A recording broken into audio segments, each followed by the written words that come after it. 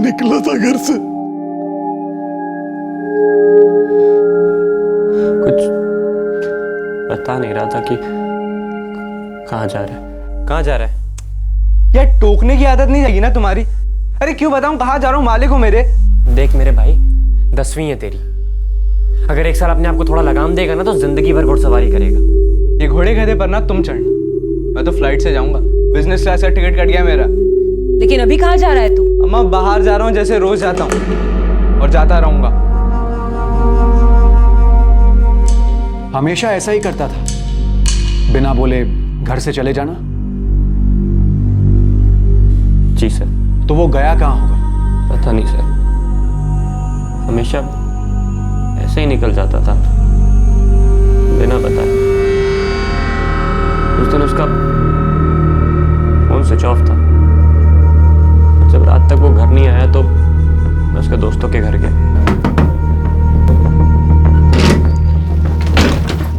अब काकी पुनीत है? क्या हुआ? रोहित का है? वो तो शाम को अड्डे पर चाय पीकर निकल गया था कहीं। हाँ, चाय के अड्डे पर आया था, कटिंग मारा और कट लिया। हाँ लेकिन कहाँ कट लिया? रोहित अब तक किसी को बताया वो कहाँ जा रहा है, क्यों जा रहा है? तो पुनीत बेंद्रे और सलीम कुरैशी के अलावा उसके और कोई दोस्त थे? नहीं सर, जहाँ तक मुझे मालूम है यही दो थे। उसके पास कितने मोबाइल थे? एक ही था। नंबर दो। 444 876787। हमने क्राइम सीन को कम से कम 3 बार पूरा स्कैन किया, लेकिन मोबाइल कहीं मिला नहीं। मतलब रोहित का फोन शायद वहां पर था ही नहीं, या फिर हथियारा ले गया होगा।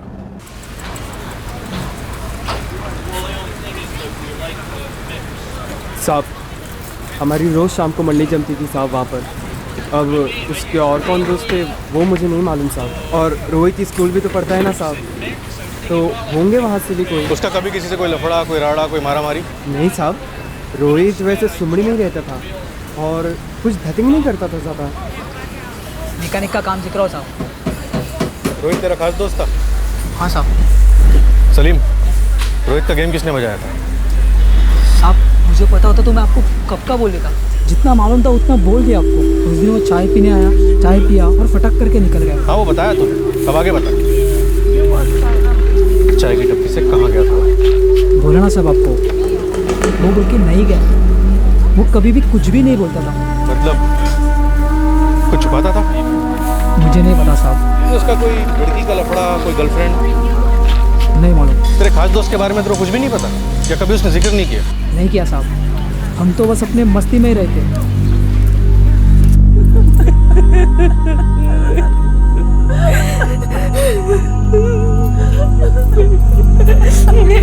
एक बार मुझे चेहरा देखना।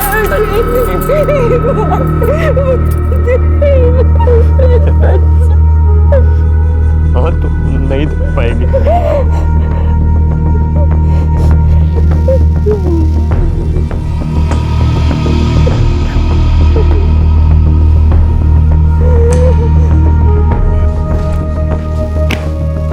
सर, 14 जून को रोहित ठाकुर शाम 6:30 बजे तक कुर्ला में था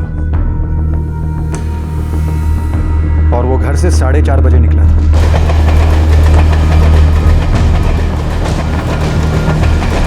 उसके बाद उसके सेलफोन का लोकेशन अंधेरीज था जहां वो रहता था।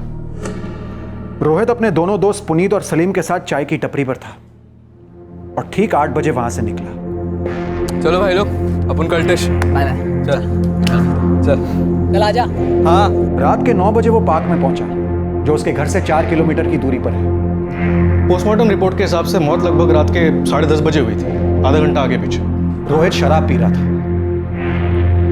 उसके ब्लड स्ट्रीम में से शराब के ट्रेसेस पाए गए हैं। खून में अल्कोहल के स्ट्रॉन्ग ट्रेसेस भी हैं। क्राइम सीन पर से स्टायरोफोम के 4 कप्स पाए गए, सब में से शराब की बू आ रही थी।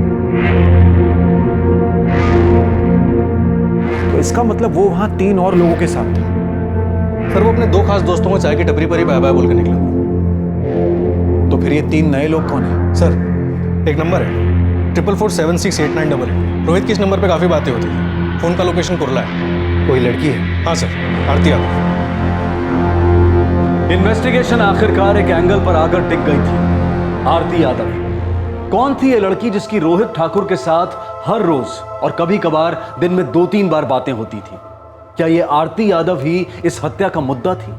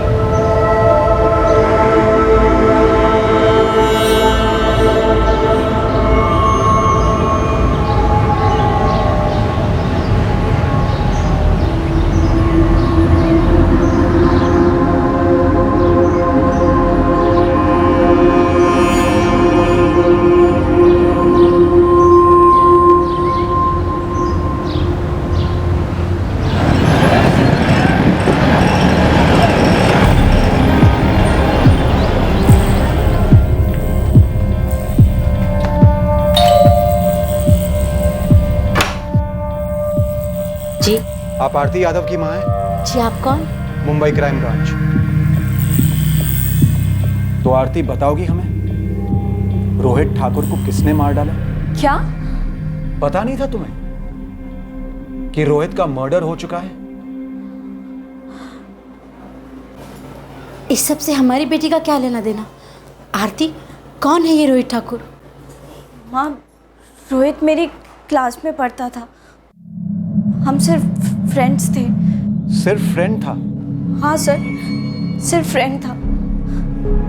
मुझे यकीन नहीं हो रहा है कि रोहित का मर्डर हुआ है। हमारे पास तुम्हारे फोन रिकॉर्ड्स हैं। हम जानते हैं तुम हर दिन रोहित से बातें करती थी फोन पर, घंटों तक।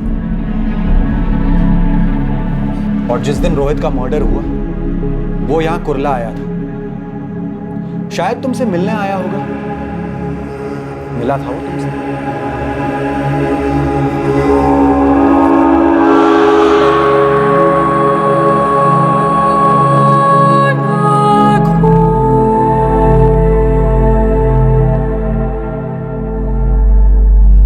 वो सिर्फ फ्रेंड तो नहीं था आरती। देख बेटा, तू जो भी कुछ जानती है ना, सब कुछ सच सच बता दे।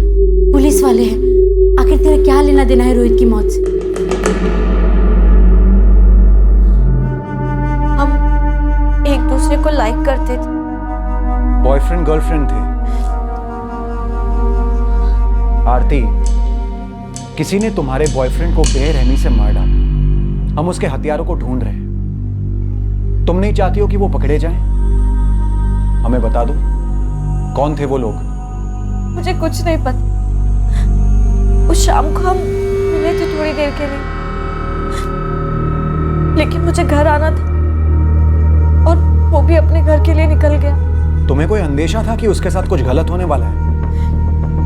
कोई बात थी, कोई डर था? क्या तुम दोनों किसी बात से डर रहे थे या फिर वो अकेला किसी बात से डर रहा था? नहीं सर, मेरे कहने का मतलब था जो हुआ वो रोहित के साथ क्यों हुआ। वो इतना अच्छा था। मैं उससे बहुत। वाघ, लड़की पर नजर रखो। सर, लड़की काफी हिल गई थी, शायद कुछ जानती हो। रोहित की चाली में भी एक आदमी को लगा दो। पता करो इस लड़की को लेकर कोई लफड़ा या झगड़ा हुआ था। उम्र भी तो ऐसी थी। गुस्सा नाक की नोक पर रहता है और खून बॉइलिंग पॉइंट पर। होने के लिए तो कुछ भी हुआ हो सकता है, पर ये प्यार मोहब्बत की दुश्मनी है ना, इसीलिए होने के चांसेस ज्यादा है।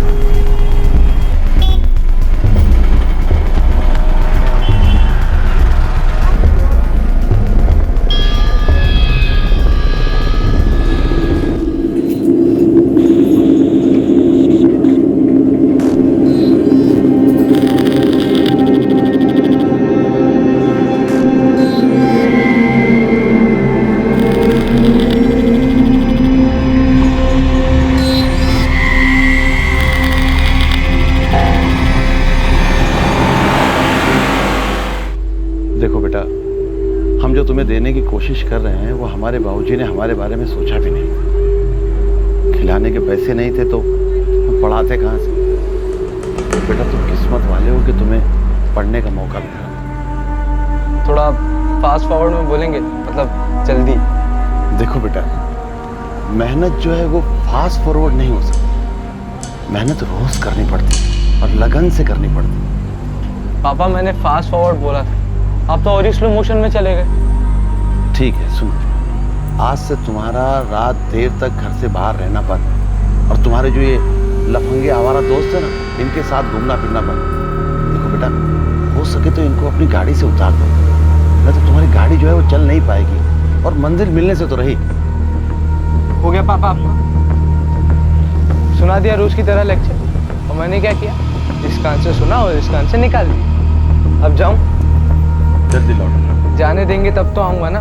अच्छा संभाल के जाओ। एक 50 का पत्ता मिलेगा।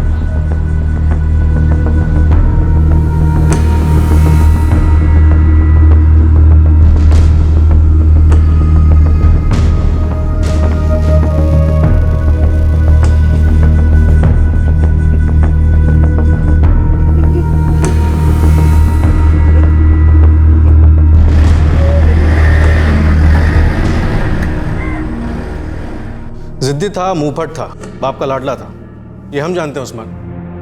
कुछ एक्शन की बात बोल। एक्शन की बात तो ये है कि रोहित ठाकुर के खिलाफ एनसी दर्ज है इधर के पुलिस थाने में। वो और उसके दो चचेरे भाई गणेश और विजय ठाकुर, वो दोनों के खिलाफ भी एनसी दर्ज है यहाँ पे। मैटर क्या था? मैटर असॉल्ट का था। किस पर असॉल्ट किया था इन रोहित, विजय और गणेश ने? एक सूरज राणे है, ये उसी चाल में रहता है जहाँ रोहित ठाकुर रहता था, रोहित ठाकुर के घर के पास।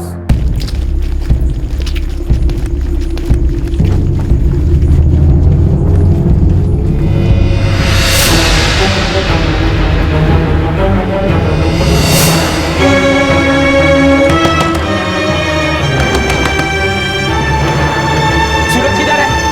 बात क्या बेटा? सूरज किधर है? क्या रे रोहित? चल चल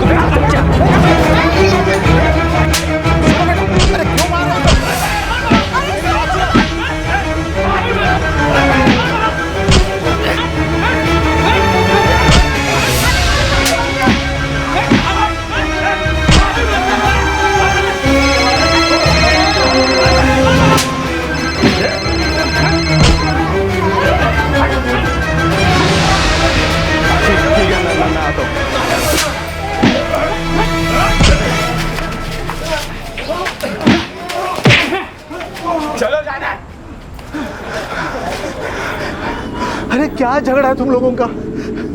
सांग ना बाबा, सांग ना। कोई बात नहीं पापा, इन सबको देख लूंगा। सर, रोहित ठाकुर के खिलाफ एनसी सूरज राणे और उसके बाप रघुवीर राणे ने की थी, और इत्तेफाक की बात है कि रोहित, उसके भाई गौरव और बाप सुरेश ने सूरज राणे के खिलाफ एनसी की थी। झगड़ा किस बात को लेकर हुआ था? बदला। रोहित ठाकुर मर्डर केस में पहला एंगल उभरा था आरती यादव वाला, और अब अतीत का एक और एंगल उभर कर सामने आया था, चौल में हुए आपसी झगड़े का एंगल। दो परिवारों के बीच हुए एक छोटे से मसले को लेकर इतनी गहरी दुश्मनी निकल आई थी। आखिरकार क्या था यह छोटा सा मसला? गौरव ठाकुर, सूरज राणे ने तुम्हारे भाई रोहित के खिलाफ, और तुम लोगों ने उसके खिलाफ एनसी दर्ज करवाई थी। झगड़ा किस बात को लेकर हुआ था? साहब शुरुआत तो सूरज ने की थी। किसकी शुरुआत गौरव?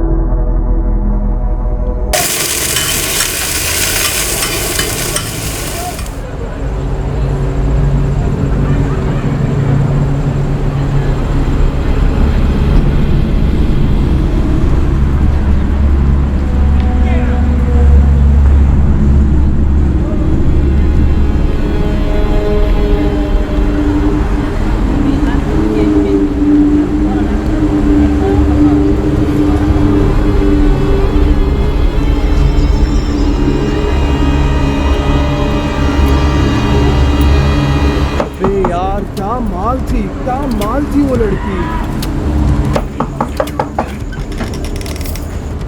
हाँ यार, क्या झकास दिया। पापा, रोज की आदत बना ली इन्होंने। यही मंडली जमा के बैठ जाते हैं, उल्टी सीधी बातें करते हैं, चीखते हैं, चिल्लाते हैं।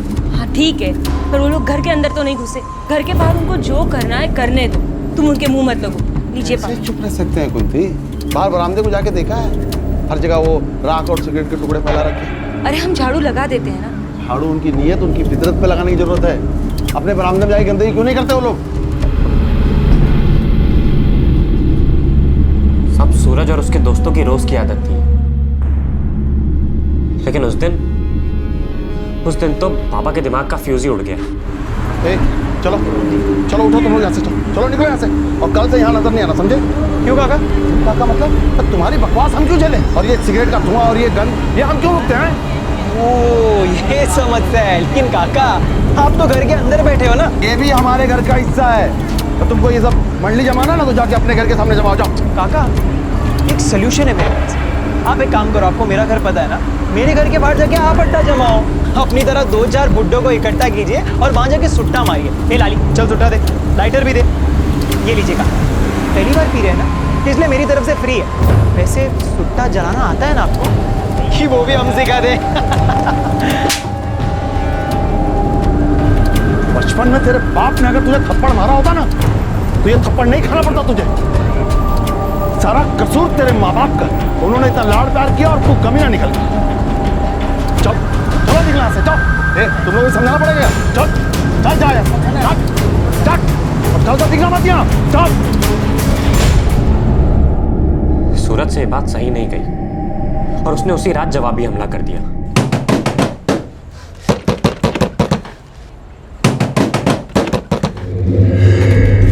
क्या बे, 2 टके के रिक्शा ड्राइवर, मेरे बाप ने आज तक मेरे पे हाथ नहीं उठाया और तूने पूरे मोहल्ले के सामने मेरे को थप्पड़ मारा। क्या सोचा था बे? थप्पड़ खा के चुप रह जाऊंगा? तेरी तो चल इधर, चल हाथ।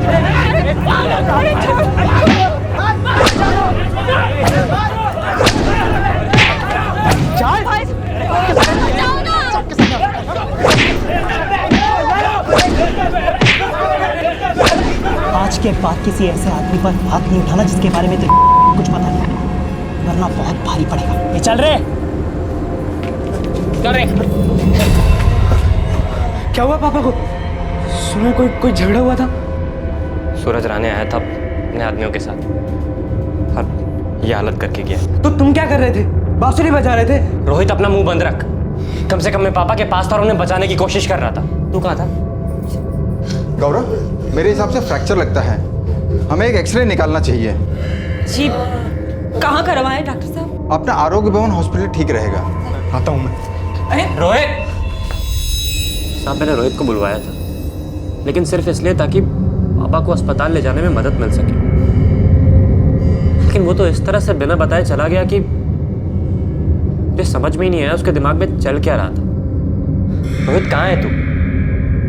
रोहित, पापा को अस्पताल लेके जाना है। अरे एक्सरे निकलवाना है, तेरी जरूरत पड़ेगी। और तो और पुलिस रिपोर्ट भी करनी पड़ेगी, डॉक्टर साहब ने बोला है। हाँ ठीक है, मैं आता हूँ। जब रोहित क्लिनिक आया तो उसके साथ गणेश भाई और विजय भाई थे, मेरे चाचा के लड़के। मुझे ऐसा लगा कि पापा की मदद करने के लिए ये इन दोनों को लेके आया है। किसी ने सूरज और उनके घर पर हुई मारामारी का जिक्र नहीं किया? एक शब्द भी नहीं सर। मैंने जैसे ही पापा को अस्पताल में भर्ती कराया तो उन्होंने मुझे बताया ये पुलिस केस है और हमें जाके रिपोर्ट लिखानी पड़ेगी। तो मैं रोहित के साथ विजय भाई और गणेश भाई को लेकर रिपोर्ट लिखाने गए और माँ पापा के पास में ही थी। फिर मुझे पुलिस स्टेशन जाके मालूम पड़ा कि रोहित ने सूरज के साथ क्या किया।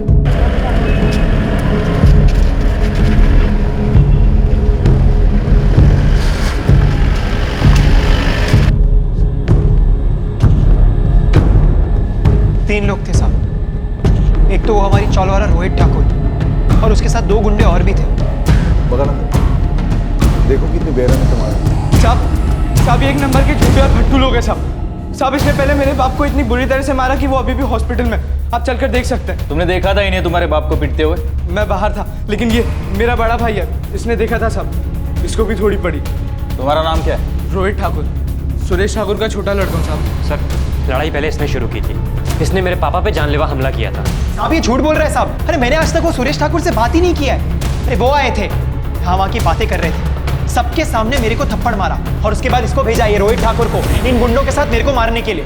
साहब आप पहले हमारा केस दर्ज कीजिए साहब इसने मेरे पापा पर जानलेवा हमला किया है साहब। नहीं साहब, पहले हम लोग आए, साहब पहले आप हमारा केस दर्ज कीजिए साहब आप पहले हमारा केस साहब, लेकिन हम लोग पहले यहाँ पर आए ना, आप हमारा शांत बसा। सुनो ये तुम दोनों का केस में लेने वाला हूं, शांति रखो। तुमने इस मामले के बारे में हमें पहले क्यों नहीं बताया? साहब ऐसी बात नहीं है। करीबन 1 साल पहले वो इंस्पेक्टर साहब ने दोनों पार्टियों की कंप्लेंट दर्ज की थी, लेकिन फिर पापा को ठीक होने में 4-5 महीने लगे और उसके बाद हमारा वो राणे परिवार से कुछ खास लेना देना रहा ही नहीं। तो तुम्हें लगता है कि इस पूरे 1 साल में रोहित और सूरज का कोई सामना नहीं हुआ होगा, कोई झड़प नहीं हुई? पता नहीं साहब।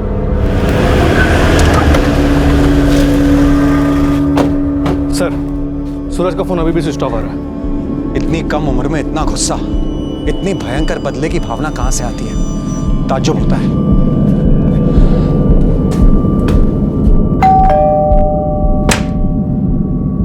जी क्राइम ब्रांच से सूरज कहाँ है और उसका फोन क्यों ऑफ है? वो तो कल रात को ही कहीं चला गया, बोल के नहीं गया कहाँ गया। और उसके पिता रघुवीर राणे? वो उधर ही होंगे, एस्टेट एजेंसी में।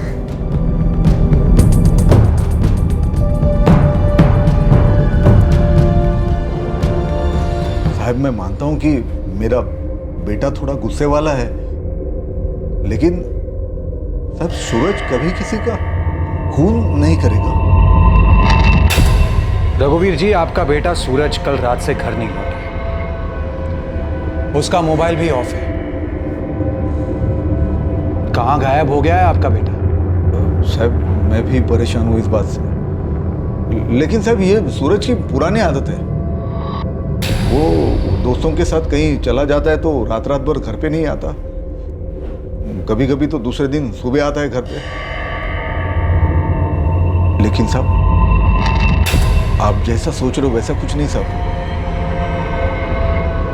साहब मेरे बेटे ने बहुत भुगता है साहब, अब वो बहुत बदल गया है। साहब कौन सा भी बिल में घुस के बैठने दो, अपना नेटवर्क के बाहर नहीं जा सकता। कोई खबर है क्या सूरज का हाथ होने की? अभी तो मैंने मार्केट में बॉल डाला ही है, जैसे ही बॉल टप्पा खाएगा कोई ना कोई तो शॉट जरूर मारेगा। खबर आएगी साहब, पक्का आएगी। लेकिन हाँ, एक बात बोलनी थी आपको। क्या बोलनी थी? सूरज का बायोडाटा निकाला है मैंने, इसमें रोहित में कुछ ज्यादा फर्क नहीं है। दोनों अपनी फैमिली के लाडले बच्चे, एकदम चिड़चिड़े और बिगड़े हुए, किसी की नहीं सुनते। क्या भुगता था आपके बेटे ने और बदल गया का क्या मतलब? साहब ये आपसे बेहतर कौन जान सकता है। एक बार इंसान जेल के अंदर चला गया तो वो कुछ और ही बनकर बाहर निकलता है। या तो खूंखार आदमी या फिर पछताने वाला इंसान। जेल क्यों हुई थी सूरज को और ये पछतावा किस बात का? हाँ, इस केस के दौरान हमें पता चला कि इस सूरज ने ऑटो ड्राइवर सुरेश ठाकुर पर हमला किया था। सुरेश ठाकुर की हालत बहुत खराब थी, काफी बुरी तरह चोटें आई थी। तो सूरज को सजा हुई इस केस में? हाँ हुई, पड़ोसी विटनेस थे, स्ट्रॉन्ग केस बना, चार्जेस भी साबित हुए।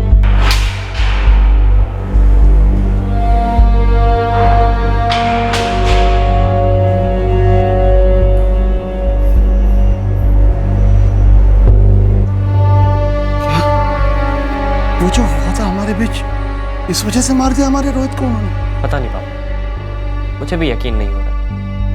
आप पे हमला करने के लिए उसे 5 महीने की जेल हुई थी।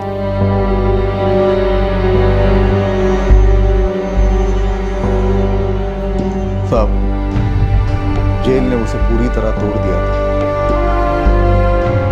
जेल की जिंदगी वो झेल नहीं पाया। मैं जब भी उसे मिलने जाता था वो बच्चों की तरह रोता था साहब। बाबा मैं कुछ भी करने को तैयार हूँ, सुधर जाऊंगा, काम पे लग जाऊंगा, जैसा आप बोलोगे वैसा करूंगा। बस मेरे को यहाँ से बाहर निकालो वरना मैं मर जाऊंगा बाबा। रड़ू मत। देख मैं तेरी जमानत करने की पूरी कोशिश कर रहा हूँ। बाबा मैं कसम खाने को तैयार हूँ, आज के बाद कोई गलत काम नहीं करूंगा। प्लीज मेरे को यहाँ से बाहर निकालो बाबा, प्लीज। शायद 5 महीने बाद में उसकी जमानत करवा पाया, लेकिन साहब जब से सूरज घर पर आया है कुछ बदल सा गया है। छोटी छोटी बातों पर पलट कर जवाब देने वाला सूरज अब बिल्कुल शांत हो गया है।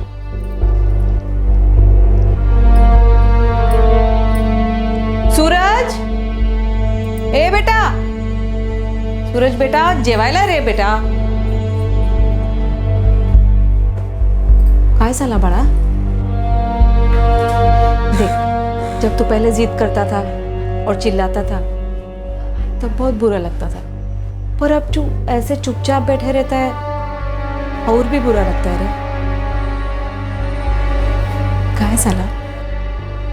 अपनी आई को नहीं बताएगा? रघुवीर जी, अगर आपका बेटा इतना शांत हो गया और इतना सुधर गया तो फिर वो गायब क्यों है? और उसका मोबाइल क्यों ऑफ है? कहाँ छुपा है वो? अगर वो भागा है तो मुझे मालूम है वो क्यों भागा है। क्योंकि उसे डर है कि हम उस पर शक करें। बिल्कुल सर, किसी भी सूरत में वो दोबारा जेल में जाना चाहिए और हम उसे किसी भी सूरत में बिना उससे पूछताछ किए उसे खुला नहीं छोड़ सकते। तब आपको कैसे समझाऊं कि सूरज कभी कोई गलत काम नहीं कर सकता? हाँ तो ठीक है ना, एक बार उसे हमसे मिलवा दीजिए। हम इतने सालों से ये काम कर रहे हैं, थोड़ी बहुत समझ है हमें। बंदे को देखते ही समझ जाते हैं कि कौन कितने पानी में है। साहब, 4 दिन से इस लड़की आरती यादव के आगे पीछे घूम रहा हूँ।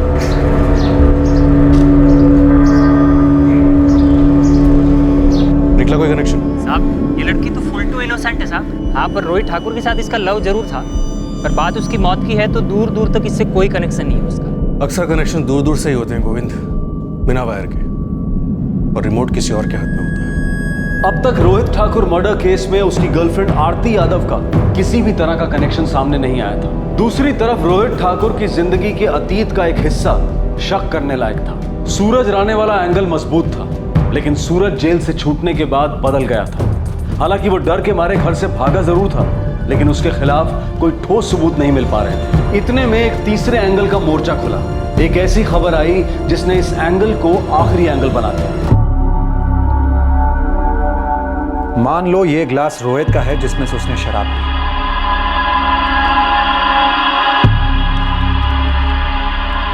इन दोनों को पहले ही हमें उठाकर निचोड़ लेना चाहिए था।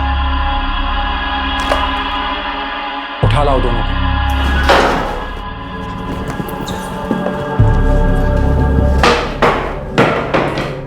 क्या है ना, तुम दोनों का हिसाब किताब बिल्कुल उल्टा है। आमतौर पर लोग चोट खाते हैं और फिर सुधर जाते हैं,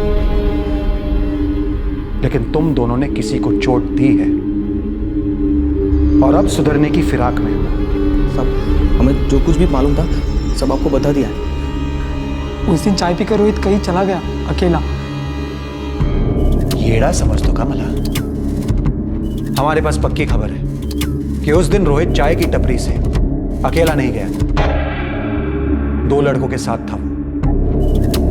नाम सुना होगा तुम लोगों ने, पुनीत बेंद्रे और सलीम कुरैशी। साहब, अपनी चाली में एक चाय वाला है, बोलता उसने पक्का एक चीज देखा है। 14 जून की शाम को रोहित अकेला चाय की टपरी से नहीं गया था, उसके साथ पुनीत और सलीम भी गए थे।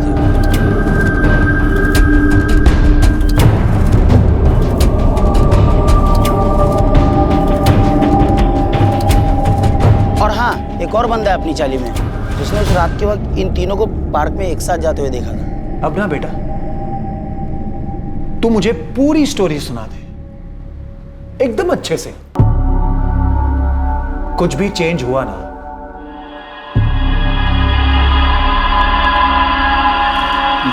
तो मैं तेरे इस थोबड़े का नक्शा चेंज कर दूंगा, तेरा भी। और याद रखना, हमारी दी हुई चोट का दर्द वक्त के साथ साथ भरता नहीं है, बढ़ता है। तो अभी सोच लो, सच कैसे बोलना है तुम दोनों को, खड़े खड़े या फिर जमीन पर लेटकर? साहब, हम रोहित को लेकर पार्क में गए थे। हाँ साहब, हम गए थे, बस ये बात आपको नहीं बोली थी, पर हमने कुछ नहीं किया साहब। क्या बात कर रहा है बे? ले कसम से यार, तगड़े से तगड़ा मार हाथ लगा। क्या बे सलीम, मेरे को भी नहीं बताया तूने तो है? अबे यार, तुम दोनों को सरप्राइज देने का सोच रहा था। ये चाय को गोली मारो, पार्क चलते हैं, एक एक क्वार्टर मारते हैं, पूरी खंबे का नशा हो जाएगा, गारंटी। चल चल।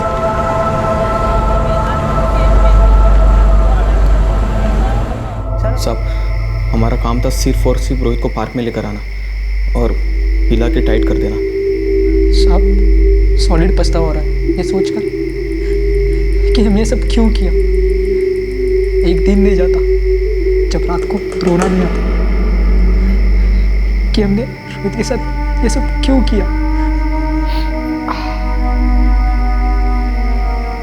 अबे सलीम, साला एक बात समझ नहीं आ रही। अपन 3 लोग हैं ना, तू, ये, मैं। अबे तू ये चौथा ग्लास किस लिए रखा है बे?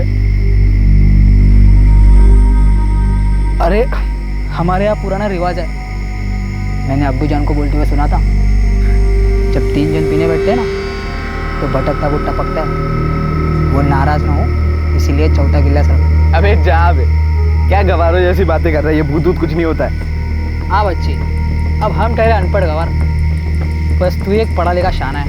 ए सलीम, इसकी बातों में क्या रहा है? वो भटकता वो भूत आ गया और भटक गया तो तू बना ना भाई। अबे साले तू भी ऐसे ही निकला। अबे सोचा नहीं था तुम लोगों जैसे दोस्त होंगे बे मेरे।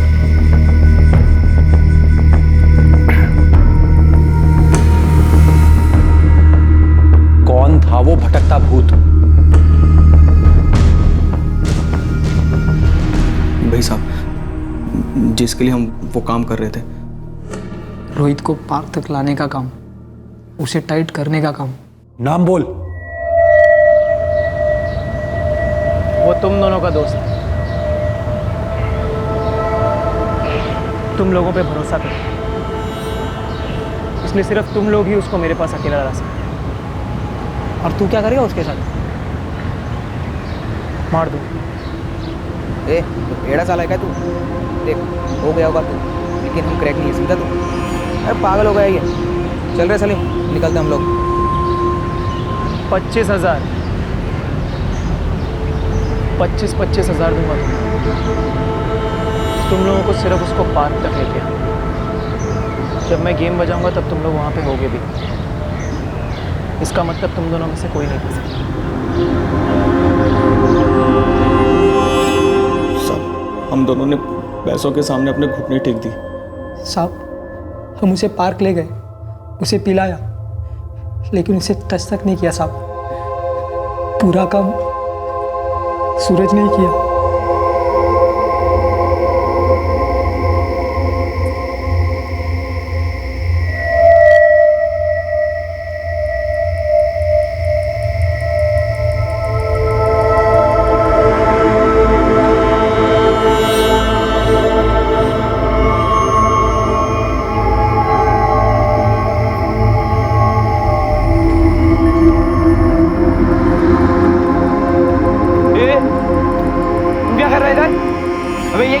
पार्टी में मैं यहाँ इसलिए आया क्योंकि ये पार्टी मेरी है रोहित। इस पार्टी का स्पॉन्सर मैं हूँ, भटकता भूत सूरज राणे। ये हो क्या रहा है इधर? साला इसके साथ बैठ के पीऊंगा मैं? मेरे बाप पे हाथ डाला था, इसके साथ तो खड़े होकर मुझे भी ना मैं। मेरे को भी शौक नहीं है तेरे साथ बैठ के दारू पीने का। मैं यहाँ सिर्फ अपना बदला पूरा करने आया। 5 महीने जेल में सड़ा मैं, तेरे और तेरे बाप की वजह से। जा बे, समझ क्या रखा है? वो तुम दोनों सालों सच्ची में कोई भूत देख लिया क्या? ये दोनों मेरे लिए काम कर रहे हैं। इन दोनों का काम था तुझे मुझ तक पहुंचाना, और अब मेरा काम है तुझे ऊपर तक पहुंचाना। साहब, हमने कुछ नहीं किया साहब। हाँ साहब, आई शपथ साहब, कुछ नहीं किया हम लोगों ने। सच बोल रहे हो साहब, कुछ नहीं किया। हैं? कुछ नहीं किया? अपने खास दोस्त के भरोसे का कत्ल किया, उसे उसके खूनी के हाथ में सौंप दिया, और कहते हो कुछ नहीं किया? तुम दोनों इस मर्डर में सूरज के साथ बराबर के भागीदार हो। हाँ आसमान बोल। ओके सर, सूरज राणा अंधेरी इसके लॉज पे छुपा बैठा है। चलो वश में करते हैं इस भटकते भूत को।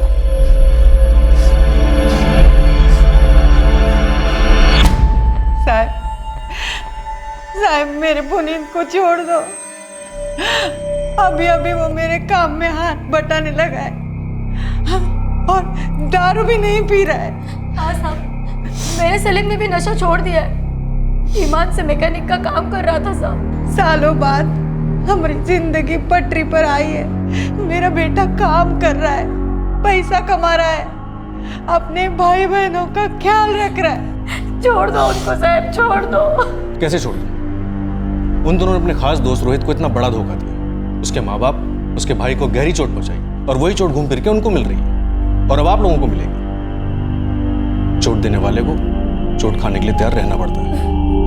वो कहते हैं ना, जैसी करनी वैसी भरनी।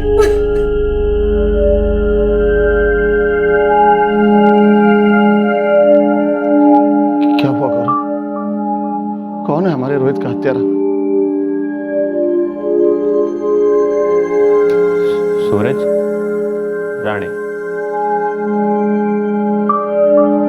अपनी जेल की सजा का बदला लिया हमारे रोहित से। हे भगवान,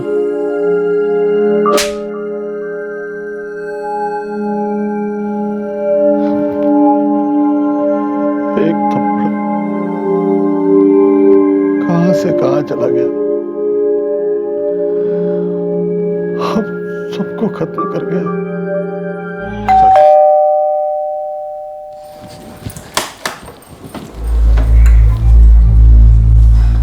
काय झालं? कुछ पता चला सूरज का? अहो तुम्ही काही बोलत का नाही?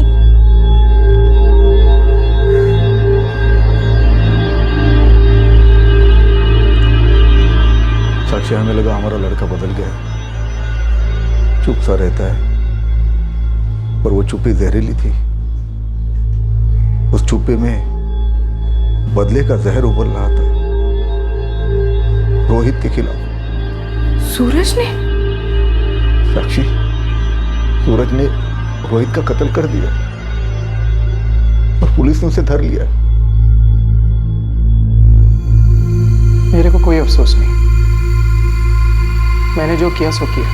रोहित का खून किया है और तुझे कोई अफसोस नहीं। उसने मेरे को जेल भेजा, उसके बाप ने सबके सामने मेरे को थप्पड़ मारा, इसलिए मैंने उसके बाप को मारा। फिर वो रोहित ने मेरे को धो डाला, तब तक हिसाब किताब बराबर था, लेकिन फिर उसके बाद मेरे को जेल हुई। 5 महीने मेरी जिंदगी नरक हुई। 5 महीने, क्या वो जायज था? भयंकर सजा थी। इसके लिए मेरे को अभी अपना बदला मिल गया। तुझे लगता है रोहित को मारकर तेरा बदला पूरा हो गया? उसने मेरे को चोट दी, मैंने उसको चोट वापस लौटा दी। हिसाब बराबर। बदले का हिसाब कभी पूरा हुआ है आज तक सूरज? तूने खुद को चोट दी है, इस बात को गिना तूने अपने इस बदले के हिसाब में। अब तुझे सजा होगी और जेल में यह चोट दिन ब दिन बढ़कर नासूर बनेगी। और तूने अपने मां बाप को जो चोट दी है उसका क्या? उनका जीना दुश्वार हो गया है। अब वो दिन ब दिन ना सिर्फ तेरी याद में तड़पेंगे, बल्कि इस पछतावे में जलेंगे कि उन्होंने तुझे इतना लाड क्यों दिया। एक इंसान को हैवान क्यों बनने दिया। Shame on you Suraj, shame on you.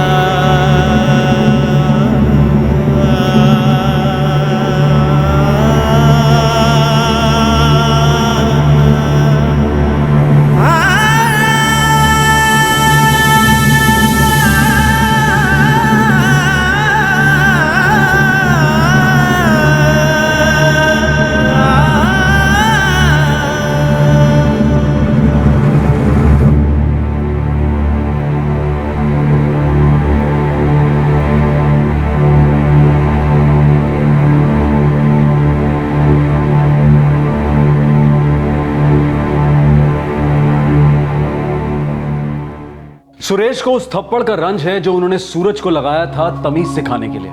उन्हें लगता है कि उन्होंने गलती की और उसी की वजह से उन्होंने अपने लाडले बेटे रोहित को खो दिया। सूरज के पिता रघुवीर को दुख है कि काश उन्होंने बचपन से ही सूरज के गुस्से को सही ढंग से काबू में कर दिया होता। और पुनीत और सलीम दोनों की माएं कविता बेंद्रे और फौजिया कुरैशी अब भी पूरी तरह से समझ नहीं पा रही हैं कि उनके बेटों ने क्या गलत किया है। शायद वो समझती हैं पर उस सच का सामना ही नहीं करना चाहती। सूरज, पुनीत और सलीम, इन तीनों के स्टेटमेंट्स ले लिए गए हैं। सूरज फिलहाल जुडिशियल कस्टडी में है और पुनीत और सलीम को जुवेनाइल करेक्शन होम में भेजा गया है। इन तीनों पर आईपीसी की धारा 302 मर्डर के लिए, धारा 201 सबूत मिटाने के लिए, धारा 34 act done with common intent के लिए और धारा 364 मर्डर के इरादे से किडनैपिंग के चार्जेस लगाए गए हैं। बचपन से जवानी का रास्ता बगावत की खाई से होकर निकलता है। हर माँ बाप को इस नाजुक और खतरों से भरी पगडंडी पर अपने बच्चों को संभालना पड़ता है, जो सही और गलत के बीच का फर्क भांप नहीं पाते और गुस्से